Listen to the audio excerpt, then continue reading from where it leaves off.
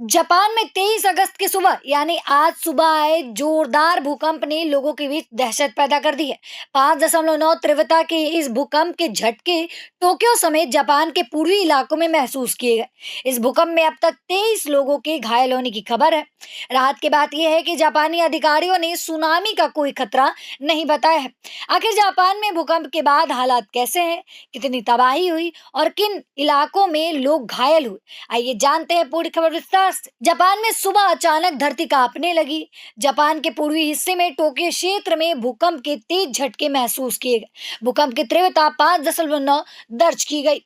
Japan मौसम विज्ञान agency यानी जेएमए के मुताबिक भूकंप का केंद्र दक्षिणी इबाराकी प्रांत में जमीन से करीब 70 किलोमीटर नीचे था। वहीं अमेरिकी भूवैज्ञानिक सर्वेक्षण यानी यूएसजीएस ने इस भूकंप की शुरुआती तीव्रता 5.8 दर्ज की।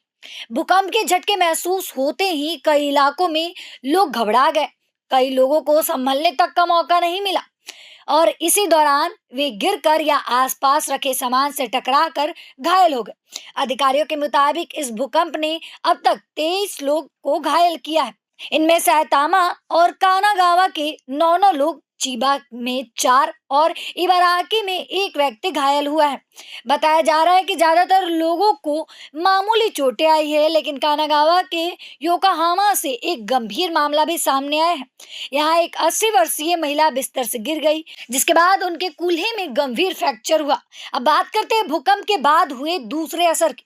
जोरदार झटकों के बाद जापान में कुछ रेल सेवाएं भी प्रभावित हुई। टोक्यो और नरेता एयरपोर्ट के बीच चलने वाली एक्सप्रेस ट्रेनों समेत कुछ स्थानीय ट्रेन देरी से चली, यानी भूकंप का असर यातायात व्यवस्था पर भी पड़ा। इसके अलावा टोक्यो के कोटो इलाकों में भूमिगत पानी की पाइपलाइन फटने की भी सूचना मिली। वहीं कुछ घरों में अस्थायी तौर पर बिजली कटौती की भी जानकारी सामने आई। हालांकि सबसे बड़ी राहत की खबर यह है कि भूकंप के बाद सुनामी का कोई खतरा नहीं बताया गया।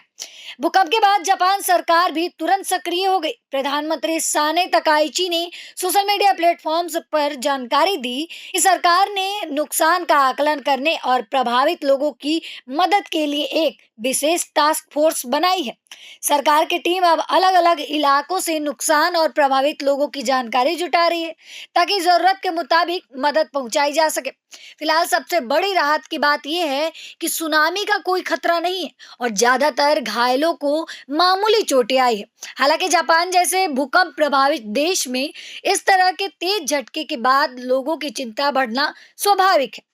तो कुल मिलाकर जापान में 5.9 तीव्रता के भूकंप ने टोक्यो समेत पूर्वी इलाकों को हिला दिया।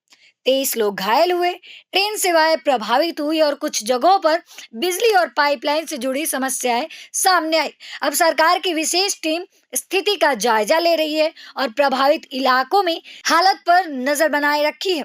जापान में आए इस भूकंप से जुड़ी हर अपडेट हम आपके पास लेके आते रहेंगे।